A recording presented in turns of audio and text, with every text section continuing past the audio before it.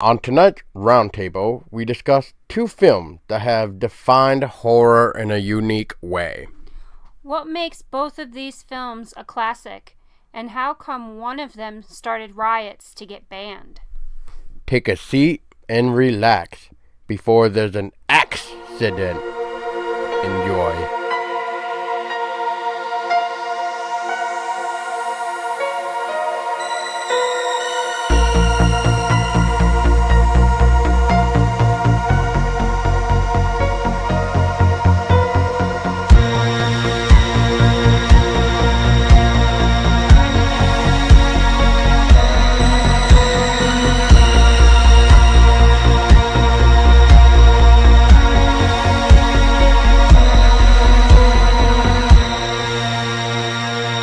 Hi, everybody. Welcome to an exciting roundtable of Everything Horror Podcast.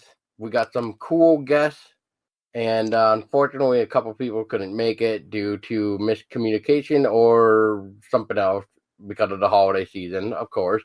And speaking of holidays, we got two treats for you tonight to talk about. We're going to be talking about the 1974 classic horror film, Black Christmas. And then up on the table, we got the 1984 classic Silent Night, Deadly Night. And with me, we got Stacy Cox from DK Mag, and we got Dano from Dano of the Dead. So please welcome them as we can also greet them. Yay! Thank you. Hey, thanks for having me. My lovely Thank fiance. you. We also got my lovely fiance here, Tessa Baker. and she will hopefully not fall asleep making this. So, and me either. And I got to be up in like 7 hours. So let's do this. All right. All right. So guys, thank you so much for joining. But yeah, let's dive right in. Dan, I'm gonna put you on the spot first. All right. So if you had to describe Black Christmas to somebody, how would you put it in detail? Yeah, you are going to put me on the spot because I haven't actually seen Black Christmas since it was on VHS when I was like 19 or 20. I've seen Silent Night, Deadly Night more recently, and I've seen, for some bizarre reason, I've seen the remake of Black Christmas recently. I mean, it's an excellent sort of Santa and holiday related slasher, kind of. From what I'm remembering, and again, I feel so ill prepared because I meant to go back and rewatch both of these today, and I didn't have the time to do it. So, but from what I remember, it plays really well on the whole thought there of you really don't know who it is that's in that Santa suit wandering around town. Yeah, that's the remake, I believe, for Black Christmas. In the original, all you see is like a first person view of the maniac or the escape. Silhouette. Yeah, and then that's really about it. Otherwise, it. All right, I'll say it right now. People should know by now, I hope, that Black Christmas is more of they trick you into thinking this might be this person, or is it? So without going too much into detail, I mean, you did see the remake recently, Dan. That would be an interesting to talk about too. I haven't seen that in a couple years, so it'd definitely be interesting to talk about because I'm not really a fan of remakes, and Black Christmas was not one to change my opinion on that either. Yeah, I remember a little bit of that movie. Like I was telling Stacy, I was like, the only two things I remember about that movie is the weird shadow up in the attic, that scene, and then that one interesting kill with that piece of candy that I'm candy cane. Yes, Yeah. there it is. The candy cane kill. Other than that, I forget the entire movie because I must have not really cared too much for me. Yeah. So, but that's a pretty good description. Well, we'll save that for you too. But babe, if you had to tell somebody the original Black Christmas, how would you put it in words? How would I describe it? Yes. It was her first time seeing it too, so don't feel bad. It's a 1970s horror flick about a silhouetted maniac that stalks sorority girls and says very vulgar stuff into a telephone. Yes. It's so interesting and amazing at the same time. All right, so let's get right into it. Stacy, so you saw the original Black Christmas, correct? Yeah. So, in your own opinion, what do you think of the film in general? Like what were some of your favorite stuff? What did you think was kind of corny? Or we'll start it off with you to see where it goes from there. Well, I will definitely say that it is a big difference from 1974 to 2018.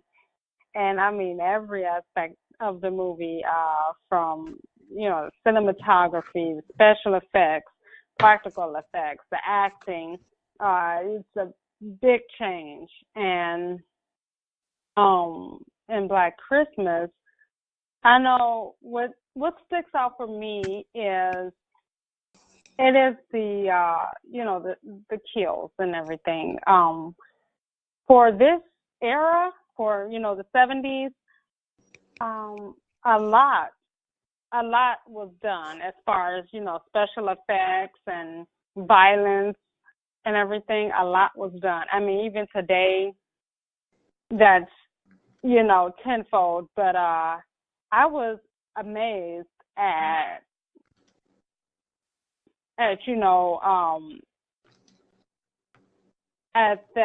the violence and the special effects. I was just amazed, and I actually watched it twice. Because hey, it was my first. I didn't even know there was a 1974 version. I thought it was just a 2006. And I did like that one much better, the 1974. Yes, I agree.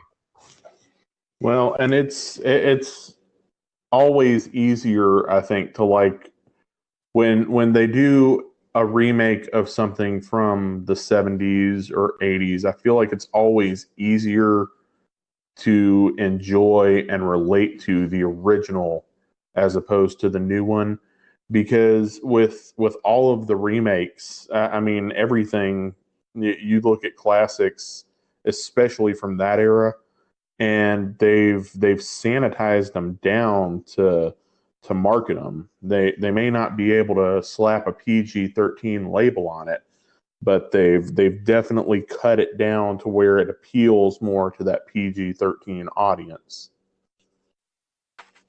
Yeah. I like how you worded that. Black Christmas, to me, when I first saw it a couple years ago myself, because I didn't realize there was an original myself, but I enjoyed it. For a 1970s movie, like Stacey said, like it was pretty well made, and like the kills were even believable because they were so, I guess, well put together, especially with like the first kill where the lady, suffocates with the plastic over her head, and then she gets placed on the rocking chair in the attic, and then you get who would be the next one? It would be the housekeeper, I believe, with the to the neck. Mm-hmm. That sounds about right.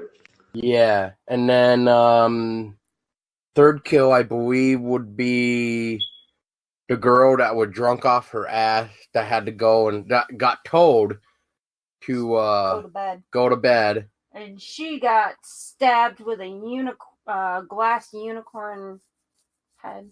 Yeah, glass unicorn head. Yep. Yeah.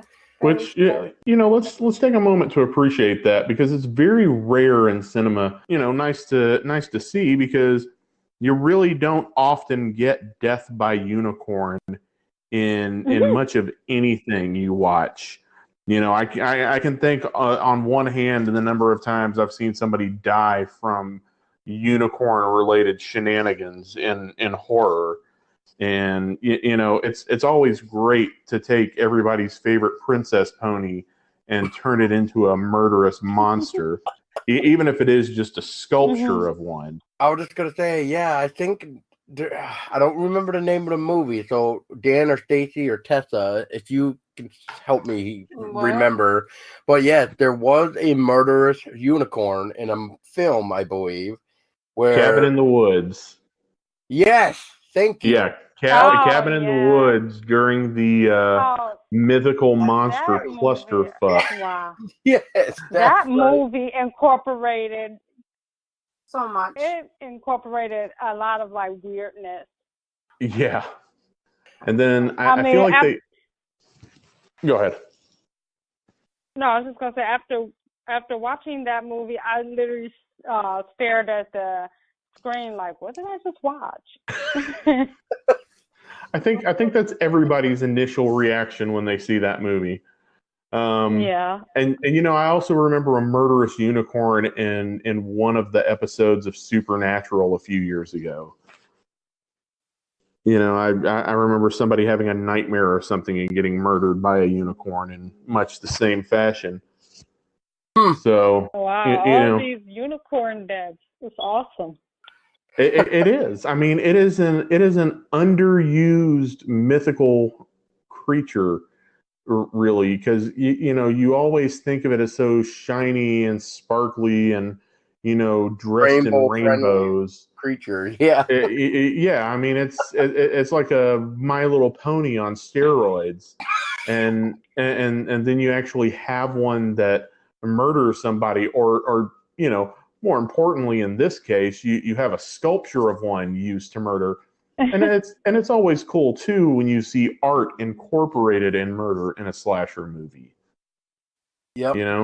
Because I mean, there's always so many great. People always have the most bizarre artwork and statuary in their home when it's going to get used by some crazed lunatic as a murder weapon.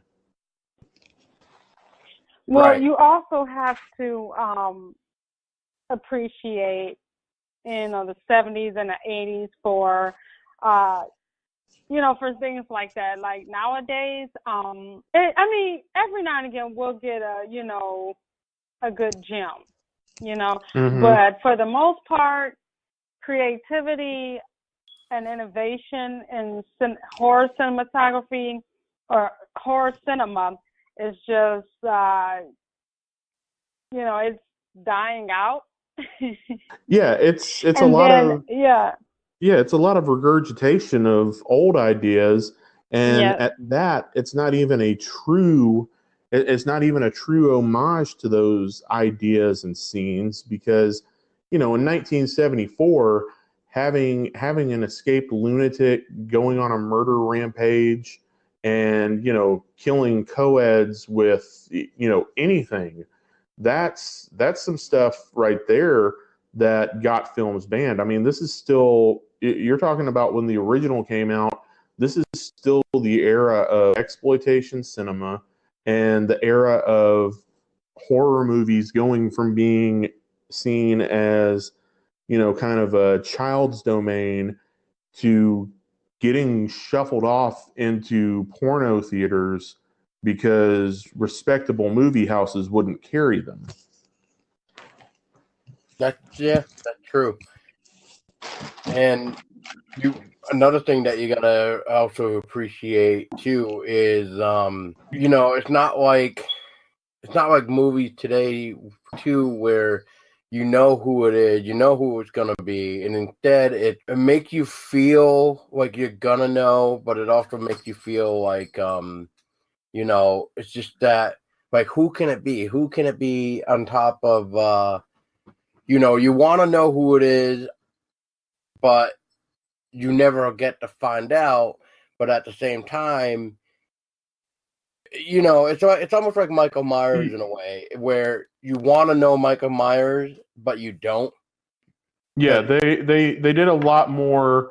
Well, you're talking about, this is the generation of filmmakers that came up in the 60s and 70s that grew up watching both the Universal monster movies and works by people like Alfred Hitchcock.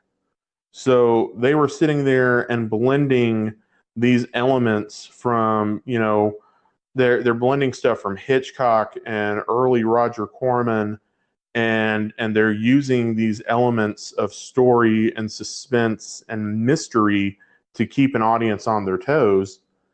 And you don't have a lot of filmmakers that really, not in the mainstream, you don't have a lot of filmmakers, really, it seems, that really put that much attention to detail and attention to story on the film anymore. Agreed.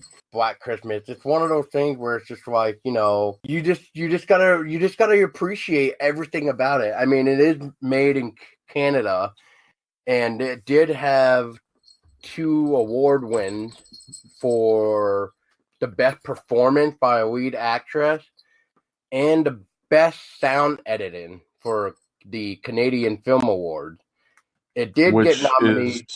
Yep, it did get nominated for the best horror film and the best motion picture for Edgar Allan Poe Award, but for the best, Allan Poe. yeah, thank you. His name, I swear. And look who decided to hop in. Say hello, Ken. Hello, Ken. Yeah. Well, welcome aboard, buddy.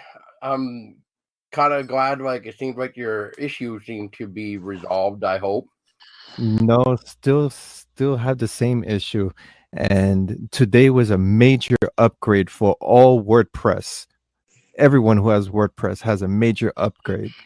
So if you go to our website, it has no pictures. So I'm trying to resolve that problem too. Oh God. And here's where I chime in and say, yet another reason why I'm switching everything over to Wix from WordPress. because WordPress has just, it seems like every time I've tried to do anything in the last 6 months with WordPress, it's been just a colossal pain. Yeah, and you should see the new changes. Stacy and I, everybody has to really sit down. It's a lot. Everything's changed. Everything. Yeah, I actually made the. Well, I'm not going to say a mistake. I was trying to get an article up for some friends of mine over at the Superficial Gallery, and trying to set up a Christmas article ahead of the holiday. And I'm sitting there and I'm typing it, and I finally, after an hour, got fed up and just said, "Okay, forget it. I'll come back to it next week," because we've got a while still before Christmas, because it's just the changes going on that platform. I mean, I'm sure they're going to be great updates, but damn. Well, look at what YouTube doing. Oh God. So where was I? You're talking about Black Christmas and winning awards, which is something else you don't see a whole lot of anymore for horror movies. No. Well, hell, I mean, you didn't see it that often for horror movies to begin with, but yeah, exactly. But I mean, for 2 awards out of the 4 awards, though, that's pretty impressive, though, I have to say. Yeah. Oh yeah. So back to the kills. Was there another kill after the unicorn?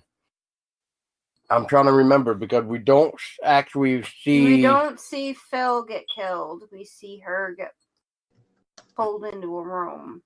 pulled into the room, but we Yeah. don't see what happens to her. Yeah, we just wait to find out that she's on the bed with Barb. With Barb. Yeah, that's it.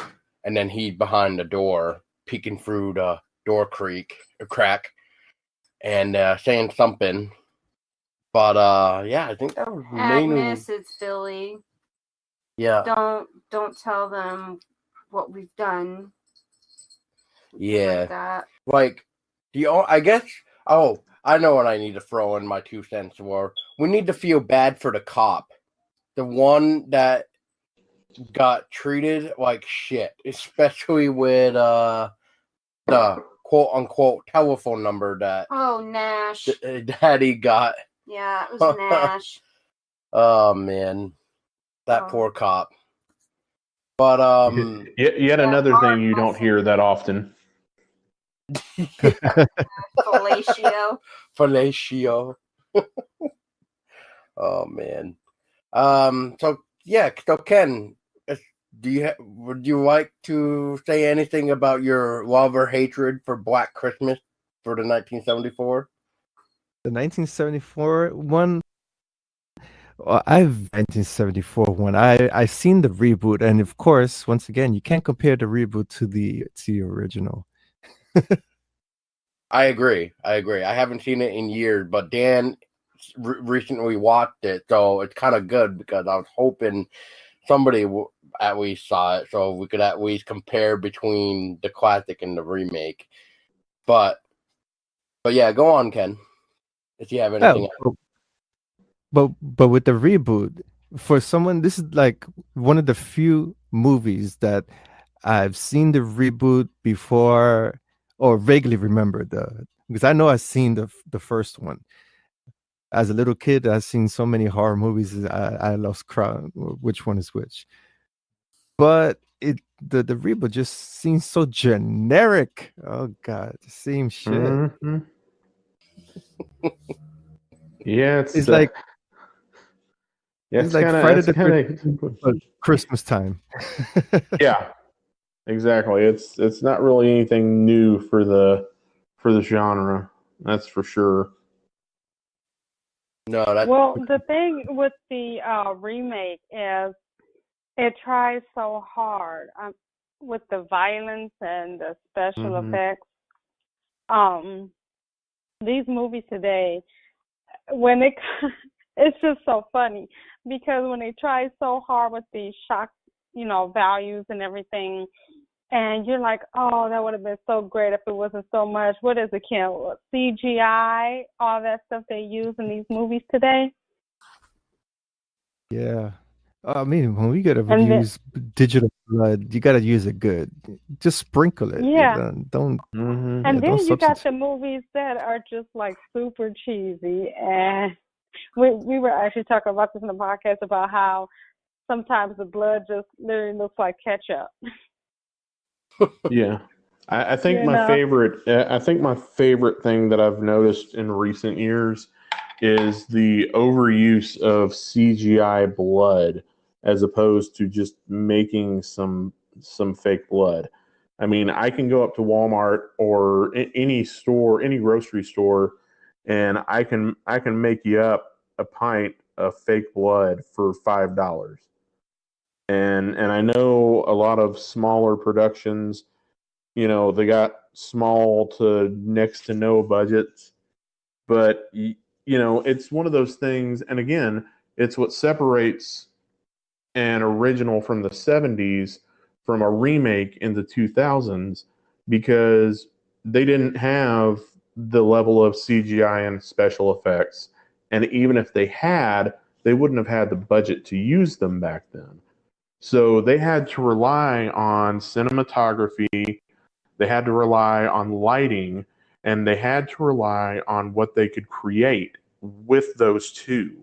So you've got scenes where you might see some fake blood, it may just be ketchup mixed with some barbecue sauce sprayed across the room, but it works so much better because, they also picked it up at this weird kind of ominous angle, and they did the lighting in such a way that the color just assaults you as it jumps out across the screen, and you never see that anymore. It's like they doubled down on the violence to clear up their inability or their unwillingness to really take a chance with some of these angles and shots that they could be making. And Yeah. that brings me to another another guest that we had on our podcast. Her name is Shiva Rodriguez, and she does special effects for indie horror films. And one of the things that's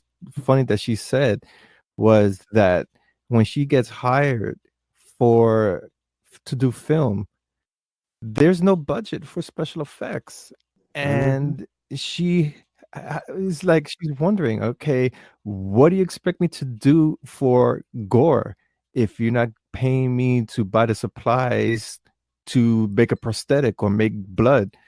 That should be the first thing on a budget. Yeah, and if you're planning on making something that is going to encompass elements of gore and violence that you're actually going to put on screen, then you've got to set aside a budget. If you're going to Hitchcock this, if you're going to cut away and get, a silhouette shot of somebody as they're being murdered, or, if you're shooting it in black and white, so you can literally just take some brake fluid or some chocolate syrup and throw it at a wall and have it look good, that's one thing. But I mean, now if you're making a horror movie and you're not going to use some sort of cinematic style that cuts away and leaves the violence and gore to the audience's imagination, you've got to factor in for that. It's also, speaking of blood, it's almost, I don't want to say as bad, but, we got to also appreciate another film, which I'm going off topic for this, but speaking of blood, it just reminds me of this one particular scene, which I'm pretty sure it's Suspiria, or it's either Suspiria or Infernal, where we have this person that is being hung by a rope, but you see the pink blood from their mouth. Like, you can definitely tell it's fake, but I mean, like, Suspiria, I believe. Yeah. Where was I going with this now? Like, The blood just looks fake, and it. So can you take it seriously? Like, I mean, I guess you can't because it's pink, but I mean, hey, I guess it's something rather than CGI. So yeah, well, and I mean, there's always that, there's always that concession you got to make of how much reality is the audience expected to ignore in order to enjoy a film, because there's always got to be that suspension of disbelief that accompanies a movie, because it's entertainment first and foremost. And you're not going to enjoy it if you're sitting there picking apart literally every single choice that they made.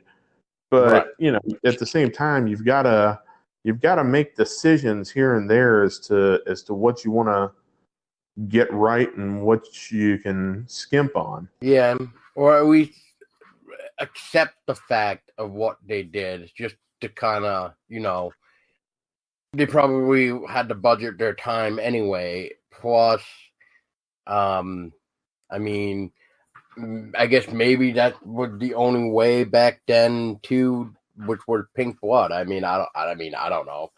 I mean, maybe it was the light in, for all I know. I mean, who knows? You just know, though, it's like pink blood. But I think we're getting sidetracked. But yeah, we guys kind of say, but I like Dan's idea. Yeah, I would like to work on whatever movie he's making, because he had barbecue sauce, chocolate, ketchup. I don't know if it's a barbecue or making a horror movie.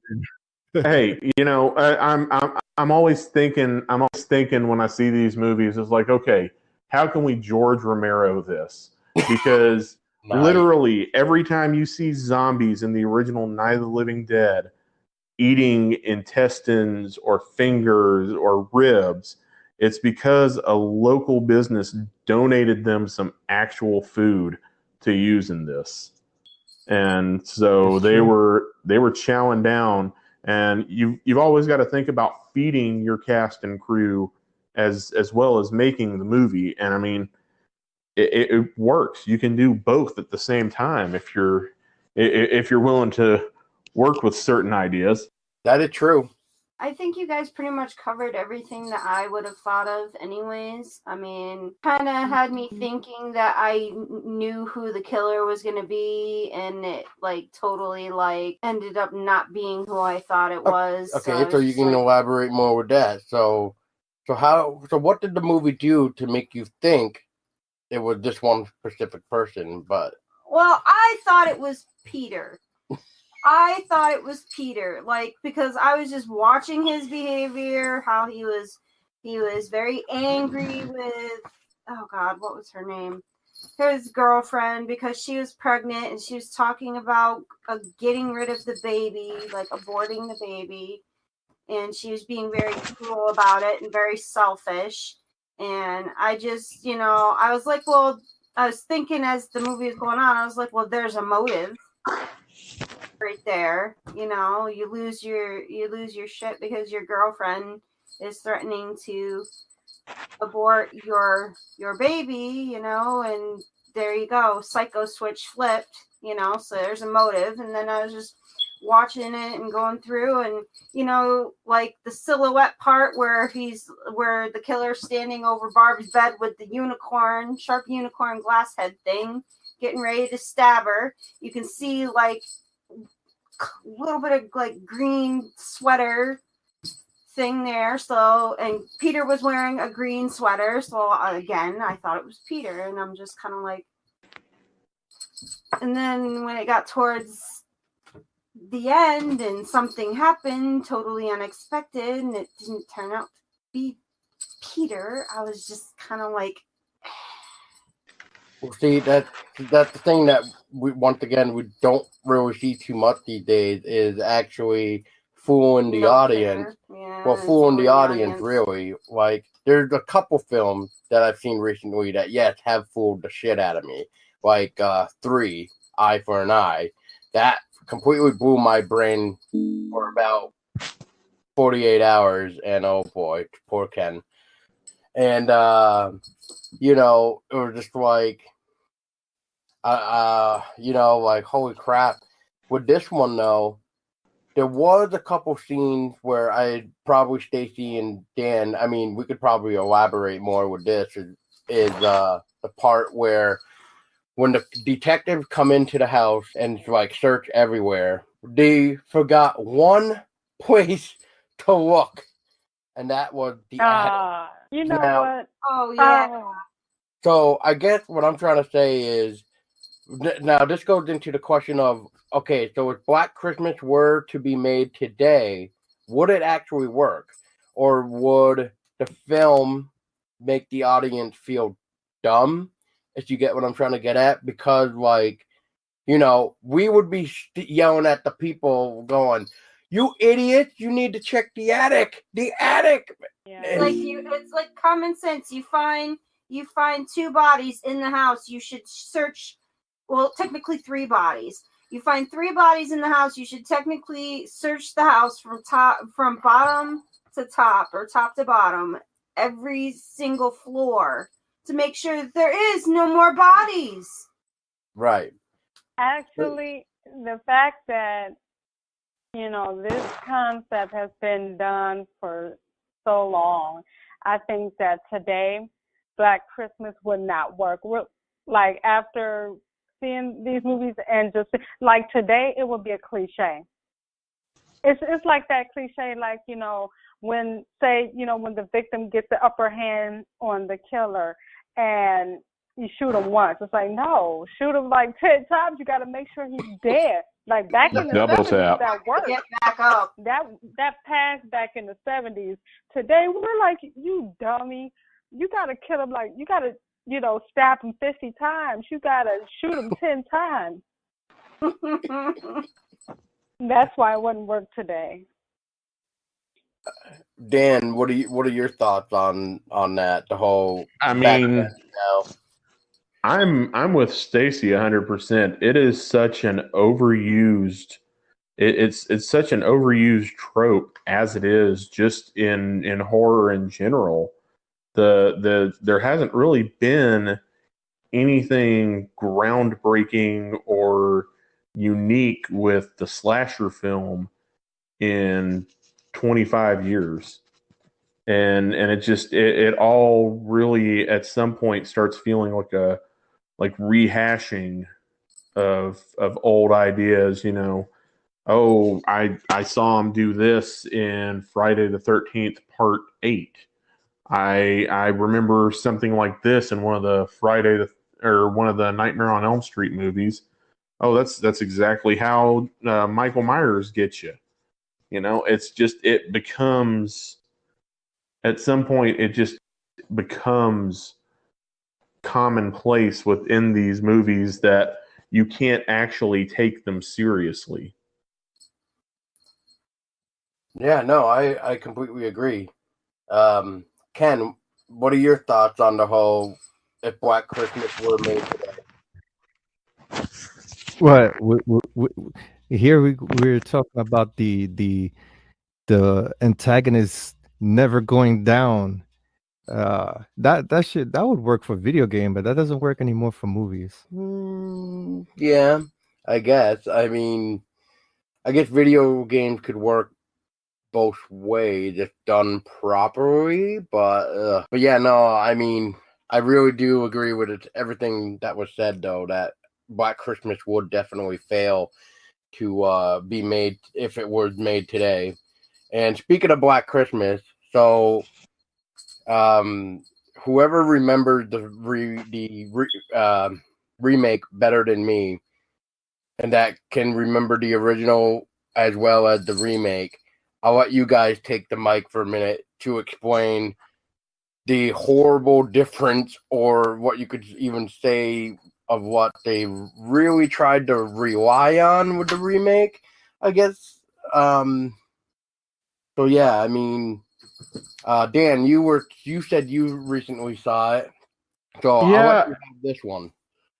and what I feel like I remember, and again, I didn't really. It wasn't really one that stood out to me as being worth watching over and over again. But it felt like they spent so much more time focusing on just the cheap kind of kills and jump scares and things like that, as opposed to actually taking the time to sit down and really make any sort of original cinematic product here. I mean, it felt like I mean, the best way to put it is they sanitized down the original so that it would pass for a PG-13 audience. I mean, I've seen it played on cable channels, late in the afternoon and evenings, because they can legitimately edit everything out of it that they need to with censorship bars and bleeped out words in order to play it on TBS if they want to. And I think that's the real downfall of it, is that where you have something that in its original form you wouldn't be able to watch properly on a cable network, now you can take this original and almost run it as a rain delay. I don't even know if they still do rain delay movies for baseball games and stuff, but you could almost run it like that. You were mentioning too earlier that you didn't know who was underneath the Santa outfit. So you remember like how that character really kind of played out at all? I'm trying to think of the words right now to really touch it, but like if I remember right, the Santa Claus guy was mainly like the maniac, like the original, but they took it Yeah.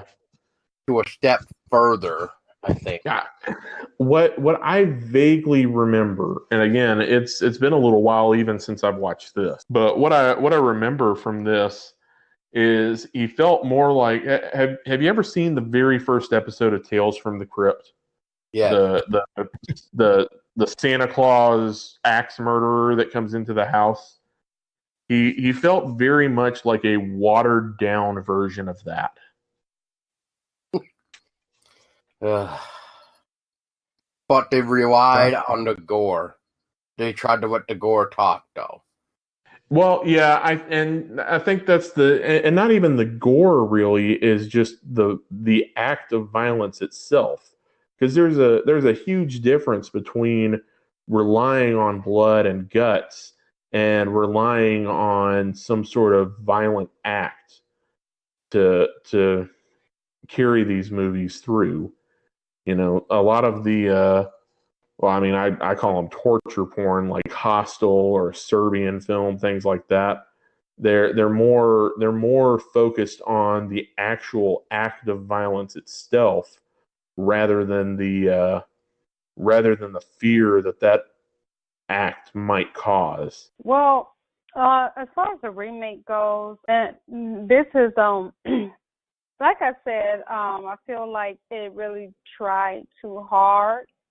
Again, just in this day and age or in this era, in this day and age, again, back to the violence and everything.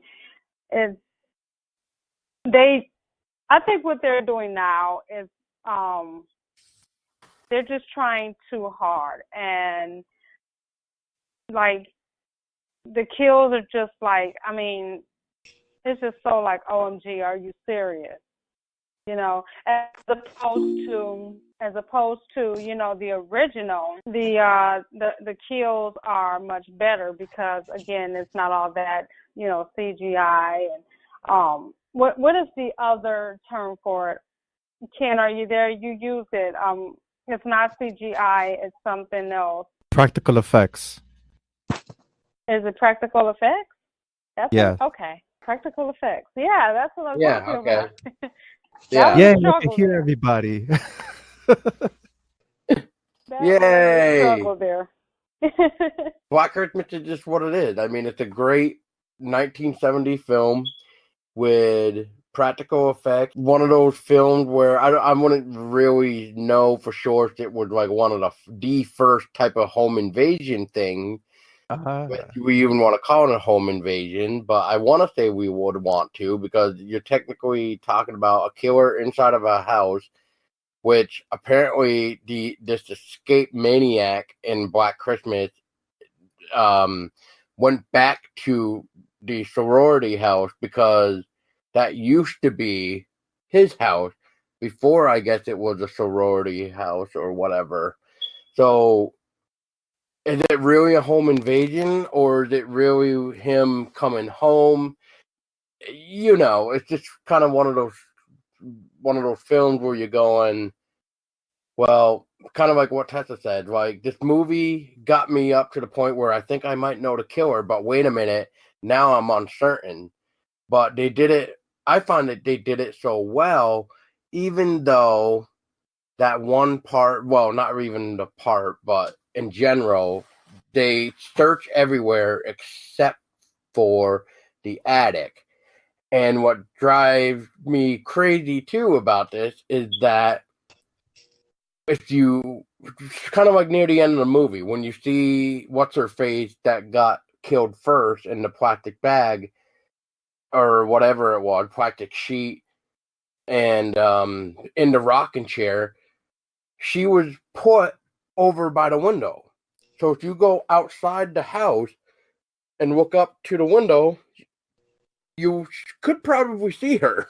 So you're maybe thinking to yourself, this looks weird. Maybe I should figure out how to get up there or go to the attic. Hello?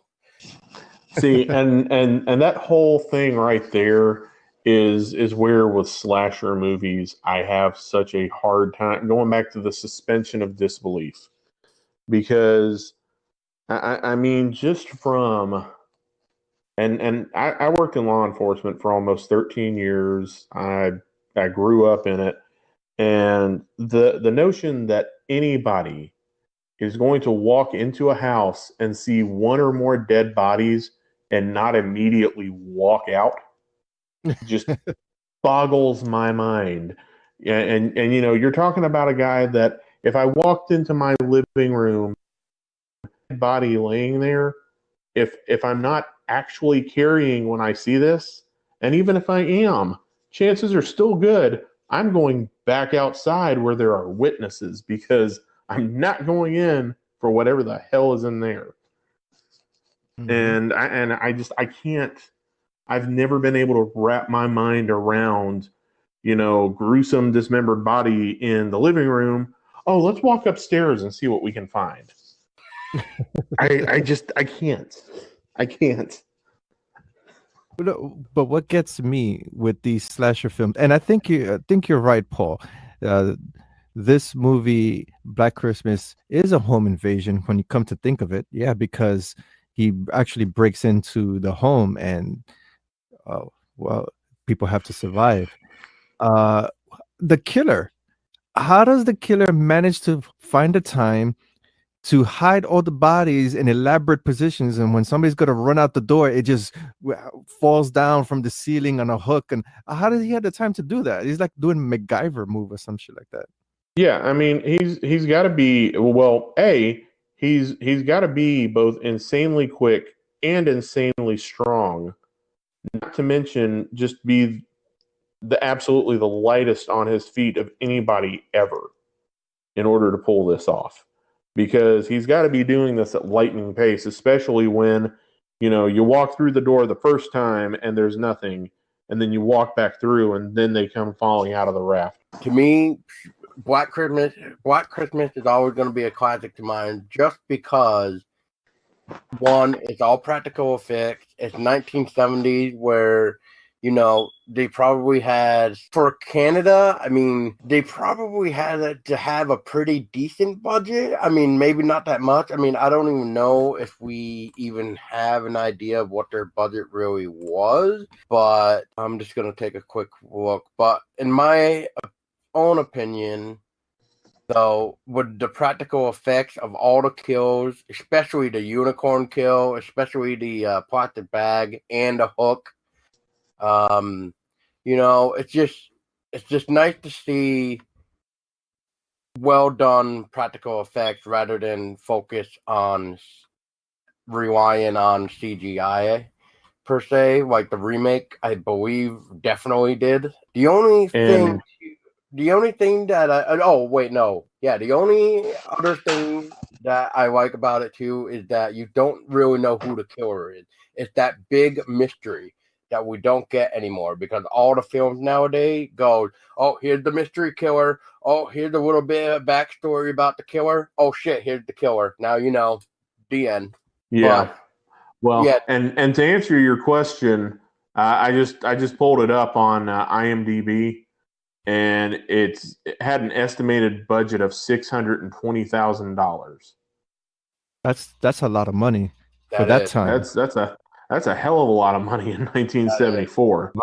And to put that into perspective, Christmas Evil, which was made in 1980, had a budget of $720,000. Yep. And it's if you've ever seen that one, which I'm going to go ahead and shoot myself in the foot now, because we've been sitting here gearing up for Silent Night, Deadly Night. And as I'm sitting here looking through stuff, I realize that as we're getting ready for Silent Night, Deadly Night, I'm sitting here thinking Christmas Evil all the way through. So that's where I am at this point. Damn. I have yet to see that, unfortunately, but it's roughly the same premise. And it came out 4 years before. It's roughly the same premise. Guy has a mental break after being abused, and goes on a murder spree dressed as Santa. I believe it's on Amazon Prime right now, so I'll definitely have to watch. So for Silent Night, Deadly Night, well, we got a boy named Billy who witnessed his own parents get murdered by a man dressed as Santa Claus. And on top of that, he was one of the survivors, just like his baby brother, Ricky, from that horrible incident. And then from there, Billy was raised in an orphanage, which makes me wonder where Ricky was at the time, in a way, because we didn't really see a baby in the orphanage. So I'm wondering if he was able to get put somewhere until at least he got a little bit older. Because at the end of the movie, spoiler, but you probably should have seen this already, but Ricky has grown up a little bit. And, yeah, you know, he probably maybe 10 or so years old. I mean, it's got to be around 10 years old, if I had to guess.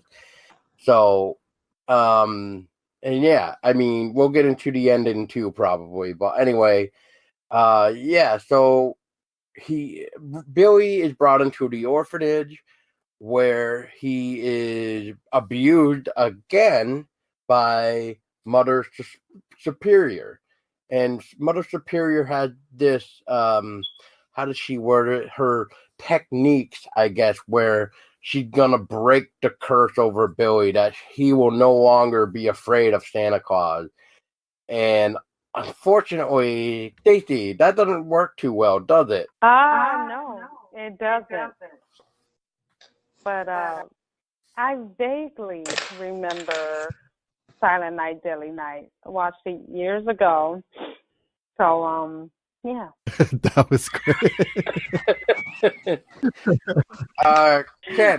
Sorry. Other than an insane amount of similarities between Christmas Evil, I'm kind of out here because I don't remember when I watched this. So I think I legitimately need to hand in my horror card for the night because I've completely confused two separate films for one another. Uh-oh. Basically, that's the template for all these Christmas films because we could even jump forward to Good Tidings, which released a couple of years back. And guess who the antagonists are? Escape lunatics dressed up as Santa. I was like, is that the only thing that Santa is supposed to be? An escape guy? Well, and you know, now that you're saying that, I'm trying to think of a way to refute that. And in my head, the first thing I think of is A Christmas Horror Story from a few years ago, because there's a scene of Santa fighting zombie elves and Krampus, but it legitimately turns out, and I'm sorry, spoilers for anybody who hasn't seen this, but it legitimately turns out that this is a mall Santa who had a mental break and went on a killing spree in the mall, thinking he was dispatching zombie elves. So yeah, apparently the only way that Santa Claus as a crazed killer works is if he's a lunatic. Just to add in my 2 cents before one of you guys take over for a minute too, because it would be interesting to hear a little bit more about Christmas Evil too. Next week, if everybody is available too, again, that's when the second roundtable is going on, where the title that you just mentioned, Dan, A Christmas Horror Story, will be talked about. So you're more than welcome to come back too, Dan, on that, since you do know that one, it seems, which is good. And then the other one we got is Krampus, but the 2015 one from Michael, I might pronounce his last name wrong, but Dougherty, Dougherty or something like that. Yeah. So, I mean, we're going to be talking about those two hopefully next week if everybody's still available for that. So, I'll be happy to join back in because monster movies, I'm down. Slasher movies, it's more hit or miss as to what I've seen and what I haven't. Right. Well, To touch up on what you were mentioning, Paul, about the sister, that too, uh, maybe that would have played out in that time of the 70s where civil rights and all these important little nuances when you're taking care of orphans or in the hospital.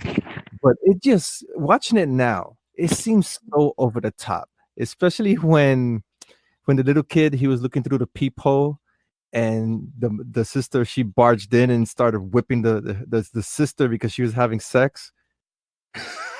I mean, come on, this woman seems repressed in a way or something. Isn't that the overall popular image though of priests and nuns in cinema is that they're all sexually sadistic and repressed? Art imitates life. I mean, clearly. Oh, all the reasons I'm going to hell, and I don't think that one's even going to make the list. hey, I'll meet you there, buddy. I'll meet you there. But it's true. It's true. It seems too over the top, and I think if they were to make this remake, they'll keep that same element, but they will have the sister commit adultery with the child or something tabooish. But for her to be whipping him and tying him up to the bed, I mean that builds up the antagonist, sure, but it just seems too over the top. That's why it's going to be a lesbian nun, and that's going to be the twist now. Yeah, I mean, it's going to be bad.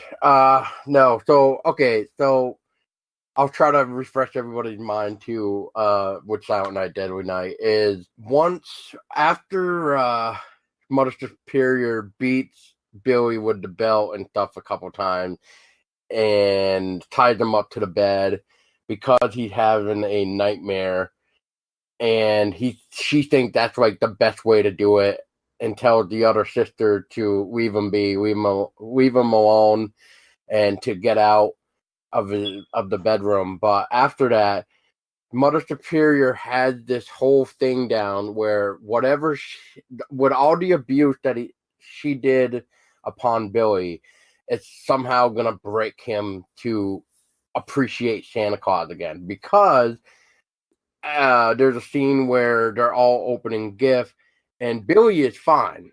But as soon as you play Santa Claus into the picture, that's it. Game over for Billy. And it gets even worse, even down 10 years, because once 10 years go by, he gets a job at a toy store. Once again, bad idea. Why? Because the store clerk or owner decides that, since the other Santa Claus fell through, I think it would be a great idea to have Billy dress up as Santa Claus. Because nothing could go wrong there. No. Nothing whatsoever. Nothing can go wrong at all. Babe, what happened to Billy when he gets all dressed up in the Santa suit at the store? Starts having flashbacks about what happened to his parents. You see him struggling to fight to not lose it, and then he gets completely pushed over the edge when a girl that he is seen kissing on another man, and the guy forcing himself on her and exposing her, and that's all it took. And then there you go. Murderous rampage. Yep. That's right. Oh, and don't forget the how many bottles of Irish whiskey they were drinking. I think that attributed to his flip out too. Yeah, I mean, it's not a true rampage until you got a little whiskey in you. Yeah, exactly. What? Well, what would the store clerk line? It's finally over. Let's get drunk or something. Like, okay. And then he pops out the whiskey and start drinking with everybody. It's just like, oh, geez. See, I think that's what happened too, because I don't think Billy was ever used to alcohol. So at this point in time, was he a lightweight too? I mean, oh man, that alcohol could have played in the the whole mental breakdown as well, because as Tessa was saying too, leading up to his mental breakdown of the guy getting all over the girl that he liked. But this is where I find interesting too, and that is the first kill of the film that we get is the other coworker that is on top of the girl trying to get his way, and Billy chokes him, I believe with one hand too, with Christmas lights. And he's lifting him off the ground as well. And then, just like typical anything, blood going everywhere. He's somehow superhuman or something because he's choking him with one hand.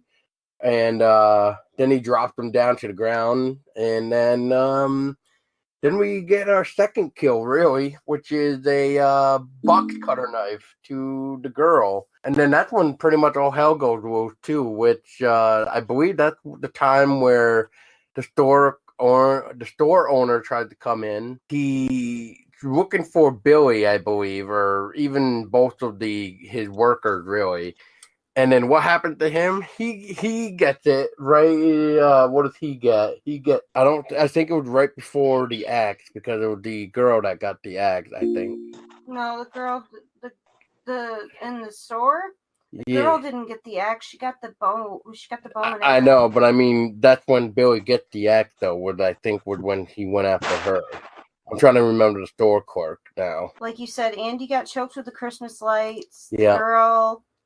Box cutter. Pamela got the box cutter, and then the store clerk guy, Mandy. Mr. Sims, gets the back end of a hammer. That's what it was. Yeah, with the hammer. Yeah, back end of the hammer where you use the end to pull the nails out. Yep. Yep, he got that end. Okay. Yeah. Then Colonel Mustard caught the candlestick in the library, and I'm I love that game. It's so good. It's been like 30 seconds since I talked. I just had to make sure I was still connected. No. Oh, okay. Yeah, I'm just kidding around. No, and I mean it's always one of those, like there's only so much I feel like you can do with a lunatic in a Santa costume on Christmas. Oh yeah. And I mean each of these movies has got some genuinely unique kills. They've got some interesting plot points and character developments. But I mean, they do kind of start to blend together. And it was a big thing in the 70s and especially in the early 80s, because I'm sitting here looking up Christmas slasher movies. And there's dozens of them, and most of them are made between like 78 and 85. Right. Mm. I mean, but then again, before I forget too, is the final kill in the store that we get is what Tessa was saying was a bow and arrow, because of the fact, because of the fact that Billy couldn't use the axe because she tricked him into hitting some boxes. She put them over, tried using the fire axe to get out of the door or the store on the door, and then Billy ended up shooting her in the chest with the bow and arrow, and then that's how he managed to get out of the store.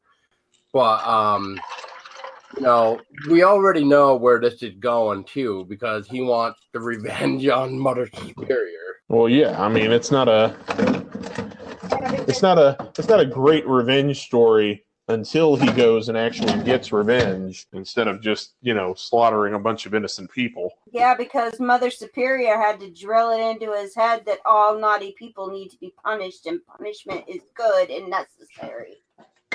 See, and only half of that rings true. Like I get the whole thing of a nun imparting that into a child.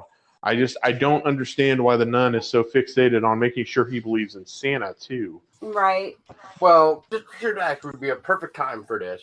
But Silent Night, Deadly Night is known for that film that everybody hated, and they tried to get it banned. There Yeah. was one person, I don't recall the whole entire statement that they wrote, but I definitely remember this one specific line that they said, and it was the beginning, and it read, "I'd rather wick road tar than watch Silent Night, Deadly Night."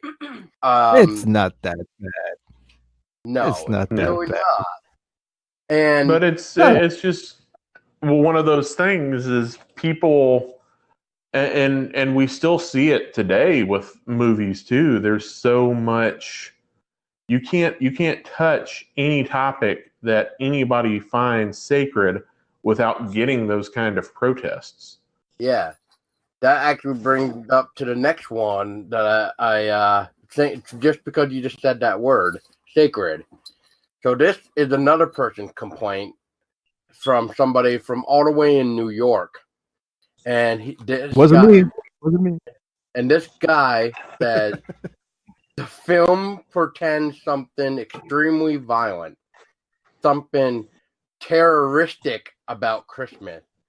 It's an intrusion against something we hold sacred. So because you said sacred, I just had to say that one. And Yeah. the last one that I'm gonna mention is what I find it hilarious, because this person, which all I'm gonna say is, was a school principal, but this guy is actually from the state that I'm even city that I'm in. And this guy, who was the school principal, says it's an invasion of children's dreams and fantasies. It's a form of child abuse.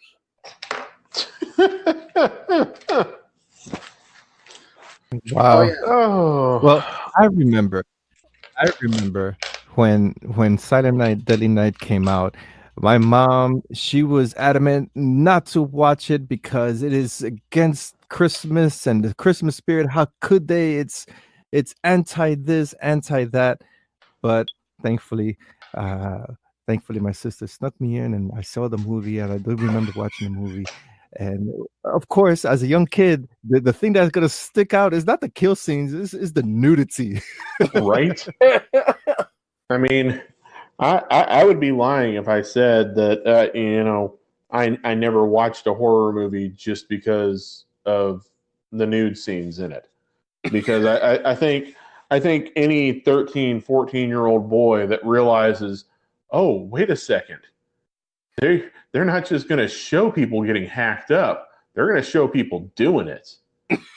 All right, and I mean, I think in some way every kid gets a little excited about that. Every teenager gets a little excited about that when they realize they're going to see that in a horror movie too.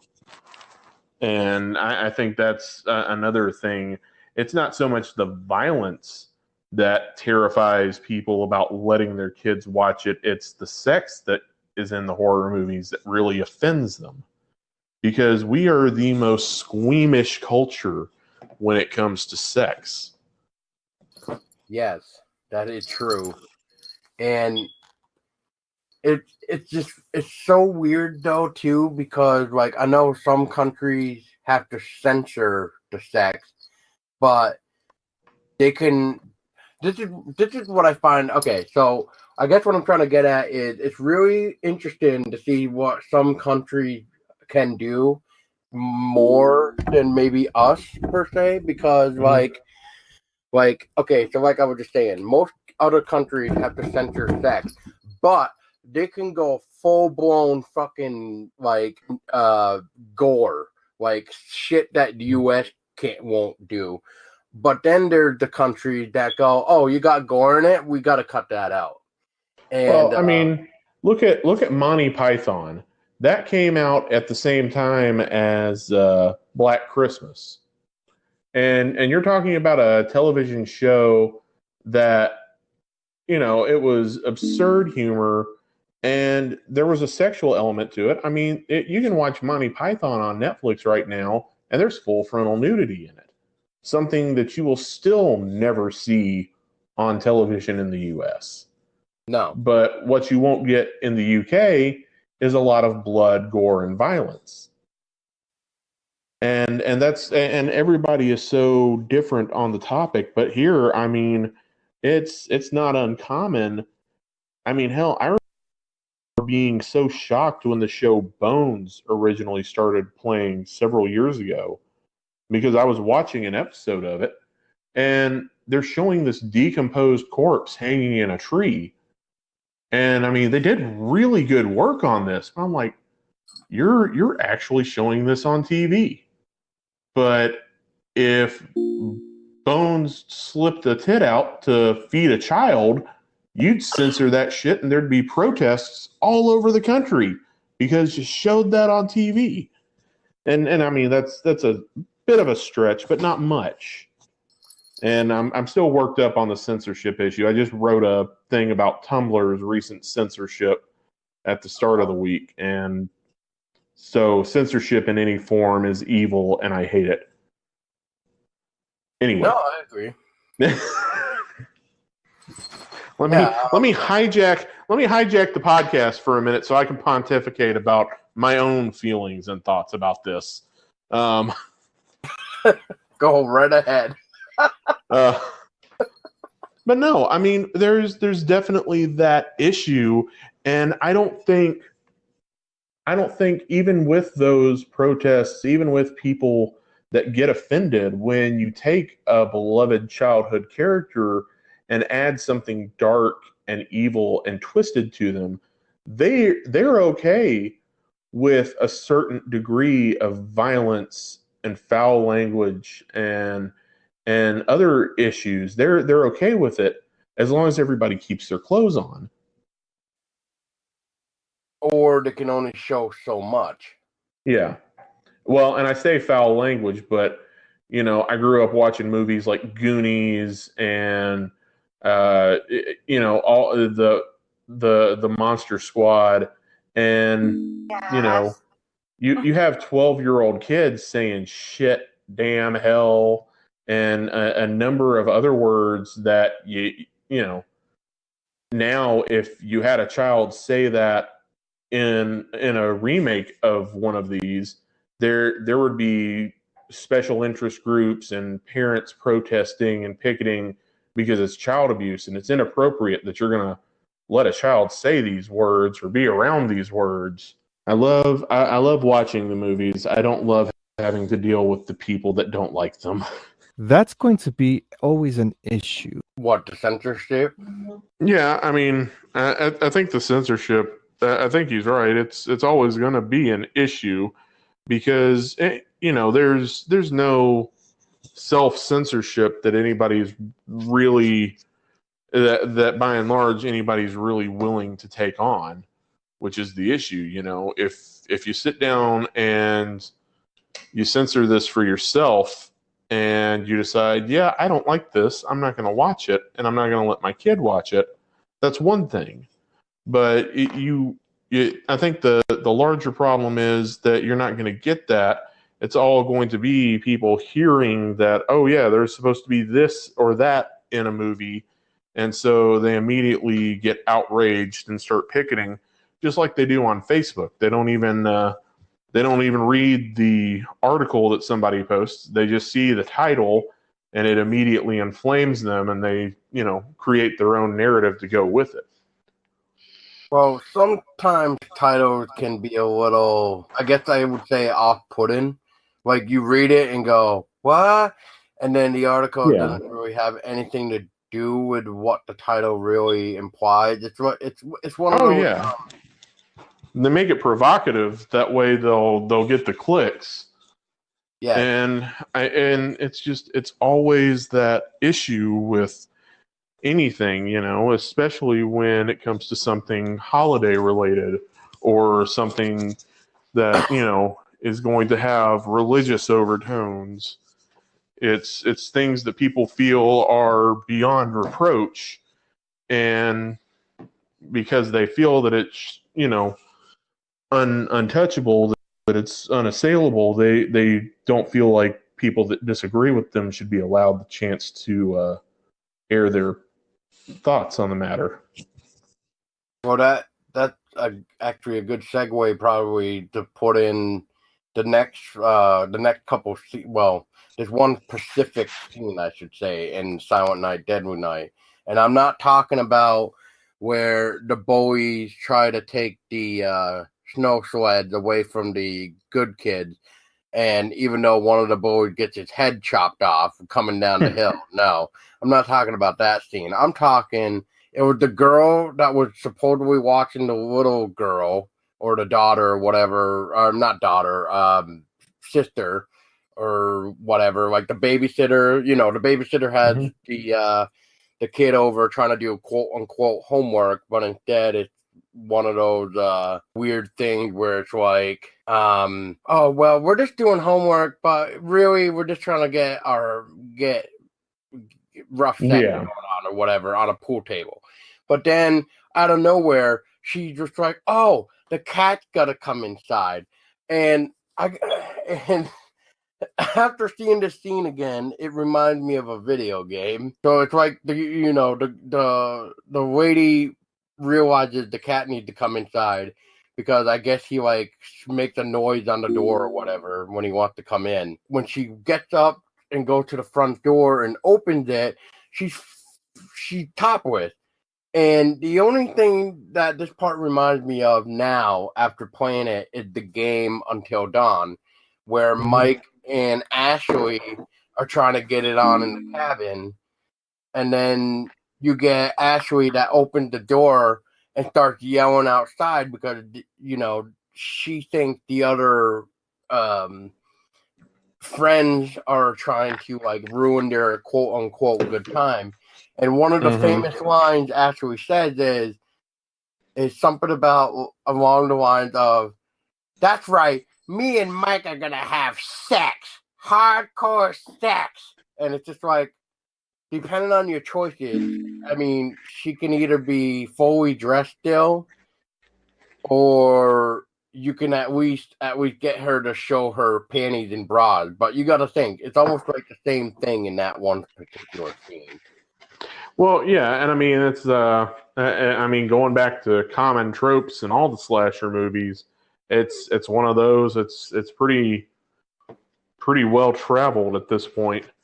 They're on the cusp of getting it on. A noise draws one or both of them away. They think it's a friend screwing with them, so they have a little bit of uninspired monologue, and then go back to what they're about to do, only to be surprised when the killer slices one or both of them up. I mean, it's and I mean it's entertaining sometimes too, and it's good. And in the 70s and 80s, it's one of those things that we hadn't seen a whole lot. We hadn't experienced that on film and in fiction a whole lot. And so it was more, I think it was more entertaining back then, as opposed to now. It just kind of seems cheap and cliched and just a little bit campy and funny now, as opposed to the more realistic feel that it had back then. But leading up to the scene that I'm trying to think of, that is probably another reason why Silent Night, Deadly Night falls under the categories of almost banned, is when Billy is done placing the girl upon the deer antlers and impales her, and then throws the guy out the window. But after all that has happened, then you get the little girl that woke up and she sees Billy, or should I say, in her mind or eyes, Santa Claus. And then we see Billy turn toward the little girl. And at this point in time, you can tell Billy is ready to punish even the little girl because he's bringing out the box cutter that he used on the lady back in the store on the second kill. And so people right there are probably already saying this is child abuse right here because he's pulling out a box cutter on this little girl. But, you know, because the little girl was not bad, and she had to say it multiple times because of Billy trying to pretty much say, are you sure you've been good throughout this entire time? And, you know, it's that scene where you just go, man, is this a little bit too much? Or is it not, because it's at least showing Billy knows when to not hurt somebody? The only thing is that Billy hands her the bloody box cutter.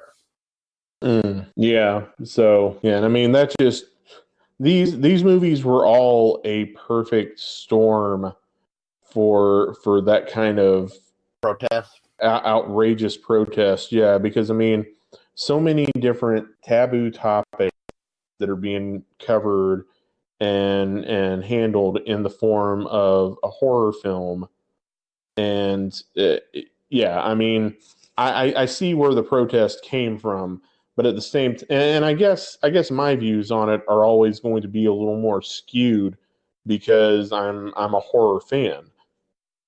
You know, I'm not one of these people that doesn't find entertainment in it.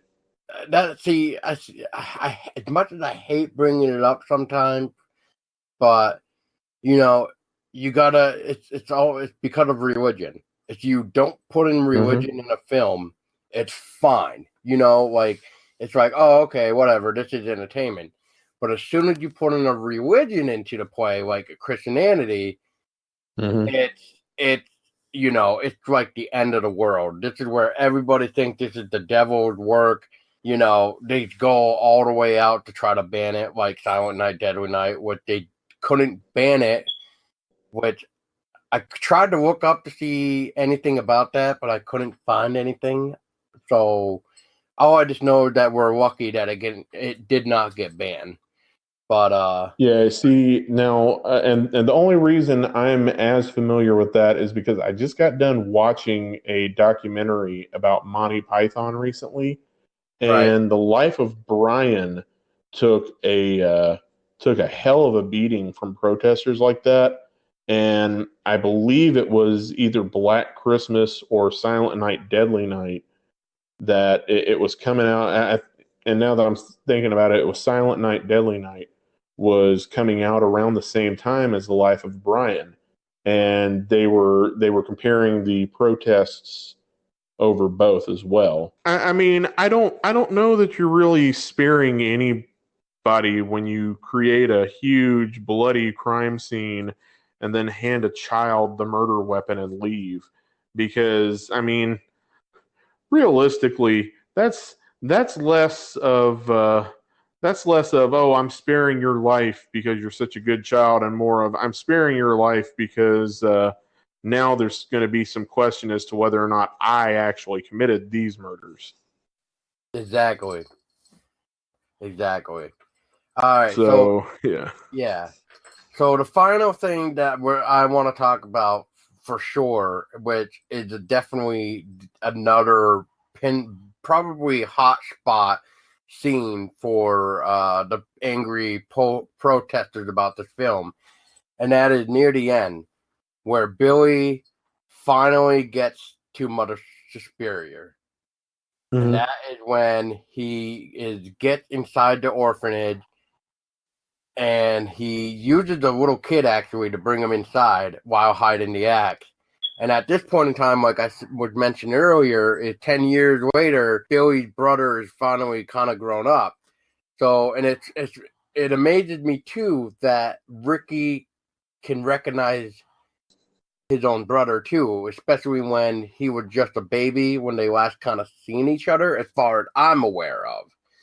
But I guess what I'm trying to put the nail in the coffin is especially because of the people protesting is you really think Billy is going to take out Mother Superior, but he gets shot twice. And I think that whole entire scene kills it for the protesters because Billy's dressed up as Santa Claus. Billy got into the orphanage full of kids, and he's about to kill Mother Superior, who is a nun. And so, yeah. So Dan, I'll let you free roam on this one. So what do you think of this? I want to say that ought to be enough to shut up the protesters, but at the same time, it just to me it feels like it would add more fuel to their fire because now you've got the visual of Santa Claus being gunned down in front of a bunch of innocent orphan children, and yeah, it just it's gonna plant that image in their mind now. Yeah, and I mean it's definitely good laying the seeds for a foundation for a follow up. Yes, especially the end with Ricky saying, looking at Mother Superior and realizing what she did to his brother, Billy, who ended up dying from the fatal wound to the back. But Ricky looked at Mother Superior and with a very seriously angry face goes, naughty. And then that's it. That's it. That's the end of the film. So for my final thoughts of Silent Night, Deadly Night, protesters, you just need to shut up and just realize it's an entertainment film. Nothing more. You gotta look at it as it's not gonna stop, and meaning there's gonna be more horror films where, like Dan was mentioning before, it's gonna involve lunatics dressed as Santa Claus. And to be honest with you, I think protesting and I'm just kind of confrontational like this anyway. But I feel like if you're protesting, if you're complaining, it means I'm doing my job right. And I feel like that's the way a lot of these filmmakers felt in the 70s and 80s. And I mean, I don't know that for a fact, but it's just one of those things. Like if you're complaining this hard about something I'm doing, it's got to be working the way I wanted it to because it's making you uncomfortable and you haven't even seen it yet. 80 around the time where a lot of people were probably, getting hammered on the head because of the ideas they were having. Like, is it too violent? Is it too much? Nowadays, it's just remakes and reboots, and there's no more originality. And is that because people are becoming whooshies about what they see? But then again, this is like another topic for another time. But really, the way when I've seen horror films nowadays, even in theaters, it seems like audiences go there and expect to be scared. They don't even look for a story. They just expect they want to be scared. That's all they're looking for. So they're looking for the jump scares. They don't care about the story anymore.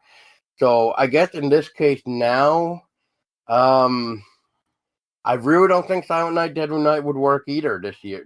If it would made no, and it wouldn't work for the same reasons that for the same reasons that the remake of Black Christmas didn't work, and that a remake of Black Christmas today wouldn't work, and that's because largely the major studios and distributors, they want to go with a time-tested formula.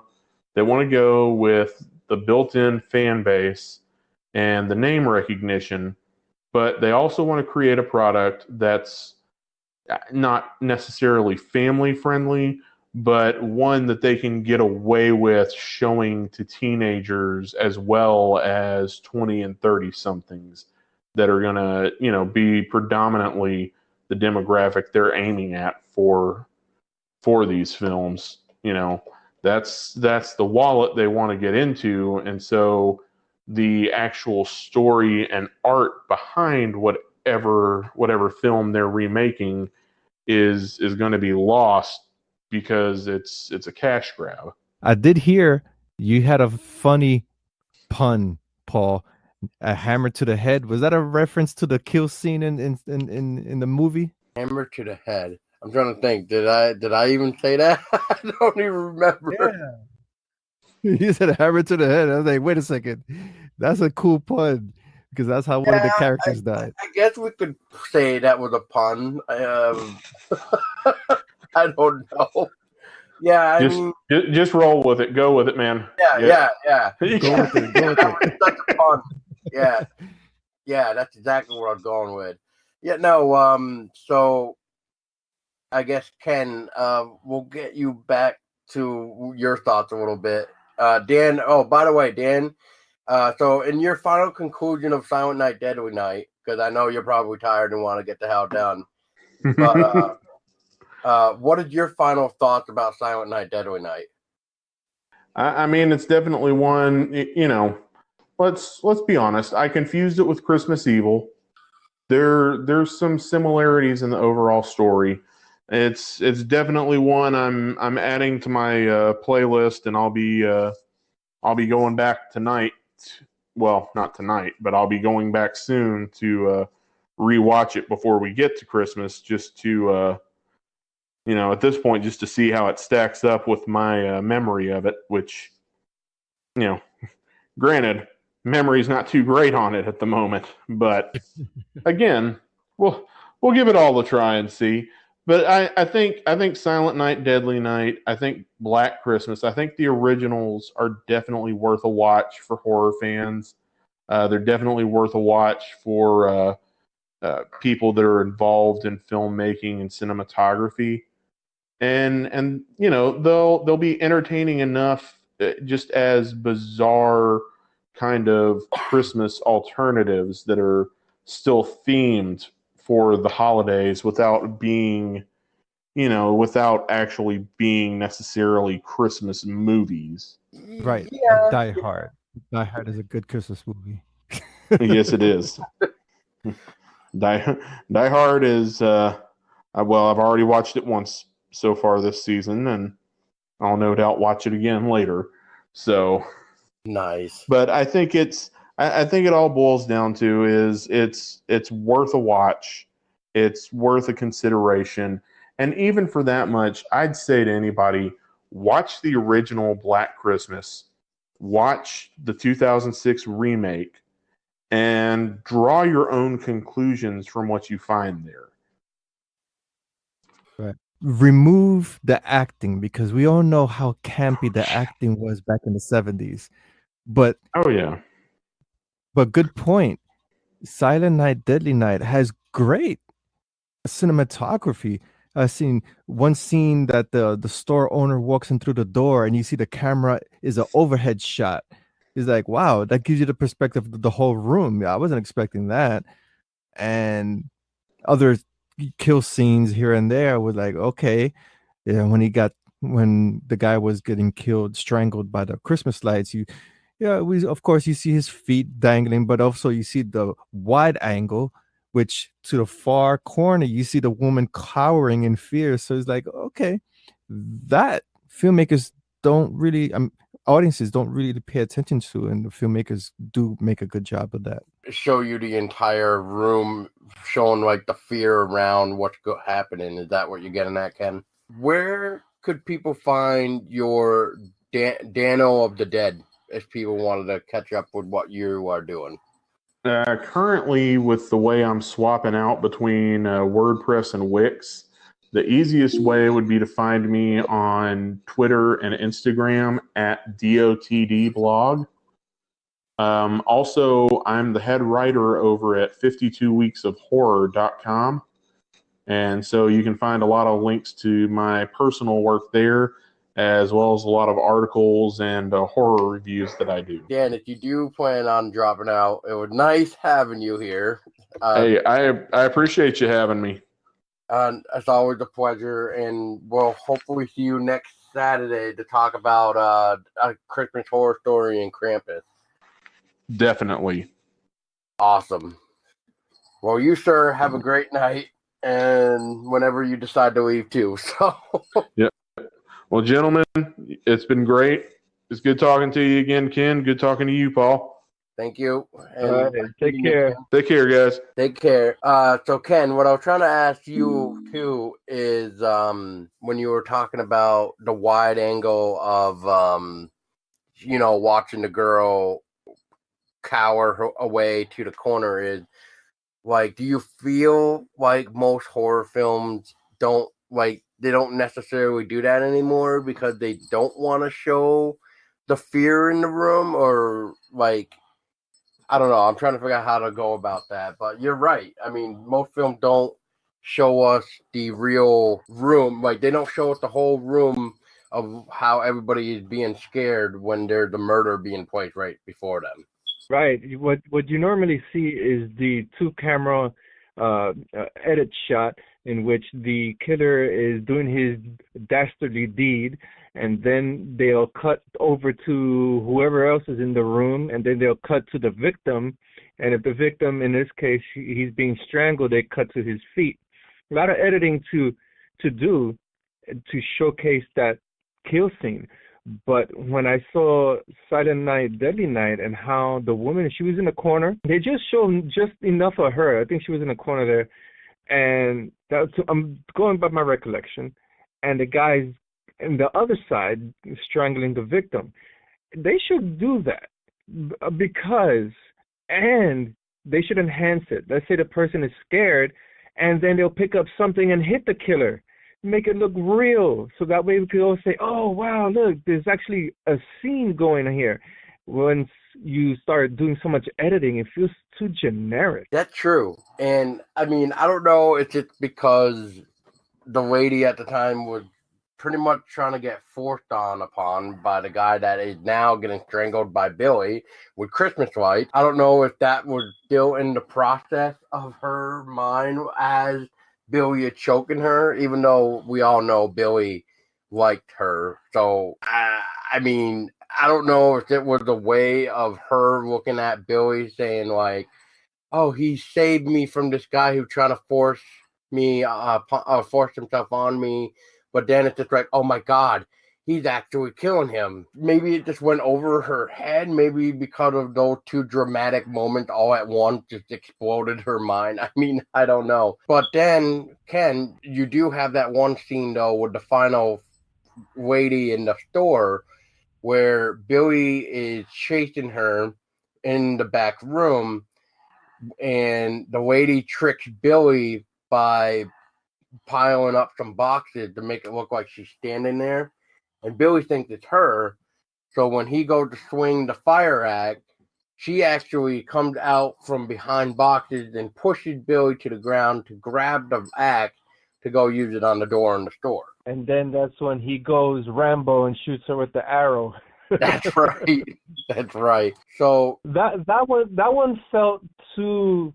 In terms of kill scenes, that one was so impersonal. When you're crafting a serial killer, there's also a whole psychology that goes with slasher films. Why is the killer killing with a knife? In psychology terms, when a murder is committed with a knife, and the number of times that knife is used on the victim, it describes a crime of passion and emotion. So at that scene, when he shot the lady with the arrow, it's like, okay, wait a second. You just kill everybody with a hammer and hands on, and you're doing her in with an arrow, really? So the other two topics that we kind of cut a little bit out, but which is I mentioned a scene that where the protesters, the protesters must have really, where the film really got underneath their skin, and that is the part where, after Billy breaks into the house with the older sister or babysitter, whatever the hell she is, we're trying to get it on with the guy, but she heard the cat wanting to come in, so she went topless to open the frickin' door, which I mentioned Until Dawn with Dan, and because it reminded me of the game Until Dawn, where, in this case, she opened up the door topless to bring the cat in right before Billy went all Rambo again, or Jason to, knock the door down. So it reminded me of Until Dawn, because at that one specific scene in the game where Mike is trying to get in Ashley's pants, and depending on your choices, you can get Ashley down to either bra and panties, or she can be fully clothed, or maybe just have the jacket off if you're even that lucky. But but and that's a cool thing too about horror too, is maybe, did Until Dawn get that scene from something like that, where it's just like, oh, why didn't we think of this or something? And it's just like, but of course with a video game we gotta have clothes on, yada yada yada. But I guess what I'm trying to get to the part is, after Billy impaled the lady with the deer antlers and then throws the guy cool. out of the window, then you see the little girl wake up, and in her eyes, she sees Santa Claus. So then Billy goes over to her, and Billy's trying to get out of her, like, have you been nice? Are you sure you've been nice? You haven't done anything naughty?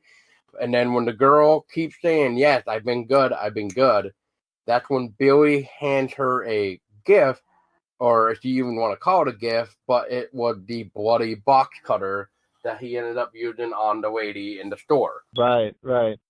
And all that ties into that circle, that vicious circle, and passing the baton to the next killer. That's right. For the film, I would say Silent Night, Deadly Night was ahead of its time because of the controversy behind it. And now we see, instead of the serial killers with Santa Claus, now we see a lot of Krampus movies popping up. And they all seem just as generic as back in the day when they had all these Santa Claus serial killers. So it's a phase, and until they find something different, please, no serial killer snowmen. That's just corny. But we already something got different. Snowman, though. Jack Frost. I know. Don't remind me. Oh my gosh. That is no. I draw the line somewhere, and that's it right there. Yeah. But Hey, they need to come up with a different formula, though. As I said, I mentioned Good Tidings is the same formula. Good Tidings was good. Don't get me wrong. Just like these 70s movies were good too. The practical effects and the angles, but having the guy or the guys, there's mental patients. But the thing I like about Silent Night, Deadly Night is that they took the time to craft the character. At least they did that with his parents getting killed and the mother at the orphanage. At least there's a basis from what he's doing. No, that's true. That's true. Because come to think of it, there is no basis for there's no motivation for Jason, and there's no motivation for Myers. I mean, we only know just one sentence could describe their motivation. But for this guy, Billy, it's like a series of things that compounded him to act this way. Well, it was from between watching his parents get murdered by a guy dressed in Santa Claus to the abuse, as we were talking about earlier, where Mother Superior probably put it in his brain that everybody needs to be punished, whoever is naughty. And right. And then you have the fact of, again, that he has that girl that he liked it, and that he's also feeling suppressed sexually because remember, he was peeping through the hole when the sister was having sex with the guy, and when he finds that girl that he likes and he sees that, he flips out. So there's a lot of things that compounded this guy to flip. Exactly. It was just it was reversed. He's no longer that kid poking through the hole anymore. Well, I guess in a way it was, but then he acted on it like Mother Superior did, which was use the belt and punish the sister and the guy. But in this case, he just choked the guy out with Christmas lights. But I guess, Ken, real quick, for the final scene of Silent Night, Deadly Night, in your own opinion, where Billy is finally in the orphanage, and you think Billy's about to kill Mother Suspiria, what is your whole opinion on that finale scene? Like, do you think that must have drove the final straw for the protest? Along with what I was mentioning like a few minutes ago, with Billy getting that box cutter out because you think he's gonna hurt the little girl, but then only to give her the box cutter because she'd been good. Where it kind of shows that Billy knows when to not hurt somebody. Right. I'm trying to remember that ending with the Superior. So the ending is like they accidentally shot the Santa Claus that was originally supposed to be there for the kids, but the guy was deaf, so he didn't hear the police, so they shot him and killed him because he was deaf. So then the cops thought they had Billy, but then when they found out it was like a 92-year-old, and that's when the other sister told the cop, like, "Oh no, he was deaf. No wonder why he wouldn't have been able to hear him anyway." And then then we got the other cop that got stabbed in the chest when he was checking out the, what do I want to call it, the heating area, generator area, whatever the hell that little shed area was. And then Billy uses the little kid to get into the orphanage, and that's where you think Billy is finally going to get the revenge on Mother Superior. But Billy gets shot twice in the back, and then that's when he falls down, dies, while saying to the kids, "It is safe now. Santa Claus is gone," and then he dies. That's when Billy's younger brother, who I believe is like 10 years old at this time, after the incident with the parents, recognizes his brother somehow, which I'm trying to figure that one out, because you got to think Ricky was a little baby at the time, and right when his parents got killed, he was still a little baby, and that was a clever play on keeping his brother quiet throughout the whole film. Yes, I remember that part. Yeah. So the final scene of the movie where a sequel was coming, or could have came, which it did eventually, but it was Ricky looking at Mother Superior, and you see Ricky with this seriously angry face, and the final words out of his mouth to Mother Superior is naughty. So I guess what I'm trying to figure out is, how do you feel about the final scene, especially with all the protest people, to what is your final opinion about Silent Night, Deadly Night? Well, like I said earlier in the podcast, or if it went through or not, when that movie came out, oh man, my mom didn't want me to watch that for anything. Oh, it was this sacrilege and this and this and this and that, whatever. But horror is horror. You gotta admit, horror. That's one thing. Horror is not like drama comedy. They think outside the box and take anything. And for that ending, now you refresh my memory. That ending was played out good, and in a way that you don't see that with many slasher films now. That potential setup for a sequel. And in the beginning, his brother was a baby. He was much older, and then the whole sequence of events is just on the killer. But then, oh, okay, wait, we have somebody else here who's gonna take over as Santa Claus. But it all boils down to good versus evil in that piece of segment right there. Yes, that's what it boils down to, good versus evil. And the if you want to break it down psychologically, who's the good person, who's the bad person? Is Billy bad for his actions, or was he thinking that he was doing a good thing? And of course, the Mother Superior, was she thinking that she was doing something good by abusing the children, or doing the work of God? or was she really a nasty bitch? It's up to the jaw of the conclusion of the audience, and that's what people don't like. People don't want to debate. People want spoon-fed stories, and that's what we have now. That's the problem now. And you're right. I mean, people don't want to discuss anything, especially when it becomes religion stuff.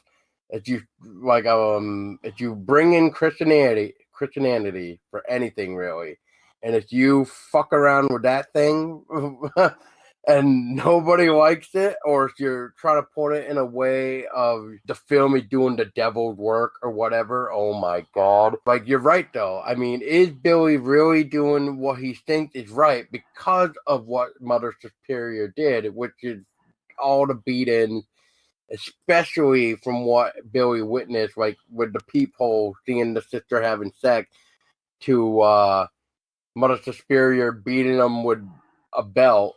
And then later on, which was Billy got told that he could come outside to play by the other sister, but because it wasn't Mother Superior telling him to go out and play, he still got punished. And even though Mother Superior came down and even asked Billy, "What do you know what you saw?" And then because Billy didn't really quite understand what was going on, or maybe he did, we really don't know. I mean, I would still say no. He did not know what was going on.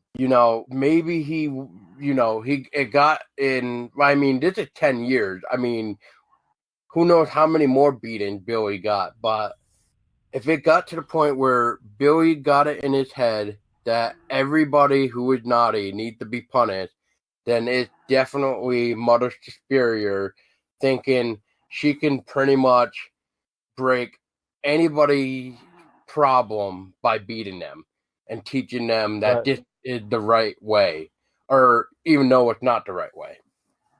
Right. And I mentioned earlier that this film really was over dramatic in that giving that mother such abusive authority. But this is a really, in the 70s, 60s, 50s, there was no human rights. And wow, so many stories that have come out of these orphanages that are now closed, thank goodness, or hospitals, the abuses that went through. Wow, it's traumatic. But now we can't use that. If this movie were to be remade, we can't use it because it doesn't apply. It's a totally different standing. But if they were to remake this, I would hope they make it gritty, just like the reboot for The Hills Have Eyes. I mean, you could shoot it frame by frame, but if you give it that extra level of violence and grittiness, yeah, I think this would make a comeback. And this movie came out in 84? Okay. Yeah. Yeah. It could be. It has to be done very gritty because there's so many underlying psychological things that is presented here. And it's 1984, an old movie with cheesy dialogue and cheesy acting, but you could really break this down and psychoanalyze it. Oh man, that would be a fun thing to do someday. But yeah, so Ken, real quick, so what is your final opinion on Silent Night, Deadly Night? Well, I would say for Silent Night, Deadly Night, and pretty much every other slasher film from the 70s, it may sound campy, but it's definitely worth a look, and especially if you want to build your resume and know what the hell you're talking about. You can't bring up Paranormal Activity as a good source of material to compare horror when you haven't seen the older stuff. You gotta watch the old stuff. There's good shit there. Bad shit too, but good shit. And yeah, always it's important to go to those eras. And for social media, DK Mag is across all platforms. Facebook, Twitter, Instagram, Pinterest at DK Mag, and our website is DECAYMAG.com. Once again, that's DK Mag, not DK Magazine or DK or the letter or the letters DK. DK Mag. I like that. The letter DK. What? Letter DK. What? Yeah, I sometimes I'll go to these events and it says DK Mag and they write the letter D and K. It says, no, wait, we're not the fashion label Donna Karen. Oh, now I get it. Okay, now I get it. Okay, I was like, what? What the hell? What am I missing with this? But yeah, no. I mean, Silent Night, Deadly Night. I mean, almost got banned. Like I was trying to say earlier, I was trying to see if I could maybe find anything else about it, and I couldn't, unfortunately. So maybe there's something out there about how it almost got banned, but I couldn't find it in time. But yeah, I mean, it's just one of those movies where you just need to grow a pair and just look at it as an entertainment thing. Don't look at it as it's a religious film, I guess, because I guess, and it's not. Yes, it may seem like it's child abuse, but if you really think about it, it's a way of saying this is how children can get traumatized. Right. Yeah, it's true. And I think that's about it for now. Unfortunately, it's like 1:15 in the morning, and I gotta be to work in like 4 hours. So amazing. Oh wow! Hey, yeah, you should be in bed. Exactly. So on that note, Ken, thank you for sticking around for this final bit. I didn't want to make it feel like an asshole to just have you come in and that was the end of the show. So I figured I'd get your 2 cents in about some of the stuff too. Just help. Wow. Like I said, today has been technical issues, so this just the icing on the cake. And I bet you tomorrow everything's gonna be working fine. Oh, brother. Technology. That's how it works. Yeah. And the thing is, I can't drink any alcohol because I'm still on medications for this lung problem here, and I was like, I need a drink. Man, I just told Stacy and Dan before I started this for 10 o'clock, I had a freaking beer and I had coffee because I was just like, oh God. Oh wow, that's a combo right there. Beer and coffee. That's yeah. Nice. Well, thank you for hosting, and definitely look forward to the next one. Better connection and better conversation. Yes, for those still listening, I hope. So stick around to make sure you follow us or DK. One of us will have this episode up, but we will also be coming back or joining up again with Dan, possibly Stacy and Ken again, because, you know, it's a roundtable. It's a good way to hear other people's opinion, especially for next week's roundtable, which is A Christmas Horror Story and Krampus. So if you're into those two movies, stick around. And by the way, I better clarify again, the Krampus movie that I'm specifically talking about is the 2015. Michael. Ken, you might be able to help me out better if I don't pronounce it right. But Michael Dougherty's film of Krampus. Yes, that's the one, Michael Dougherty. Yeah. Okay. So, we're going to be talking about those movies and why those movies are either good or bad, depending on how people look at them. And you might have gotten a taste already of what to expect out of A Christmas Horror Story, anyways, with Dan from Dano of the Dead.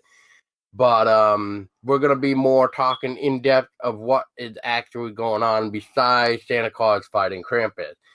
And the twist of that, we're going to be also talking about the other story that is happening and the weird twist and turn. And then we're going to be focusing at the almighty God of all Krampus films, which is probably the best Krampus film, period, beside the other crap that is out there, especially Mother Krampus. Oh my God. We're not gonna go there, but you know, this one feels like this is well done. This could happen if you really think about it. If the legends were true of what happened with Michael Dotrie's version, and we're gonna talk about that more next week. And until then, thank you so much, Ken from DK Mag, for joining. And I'm Paul Doski. And as always, stay Stay scary.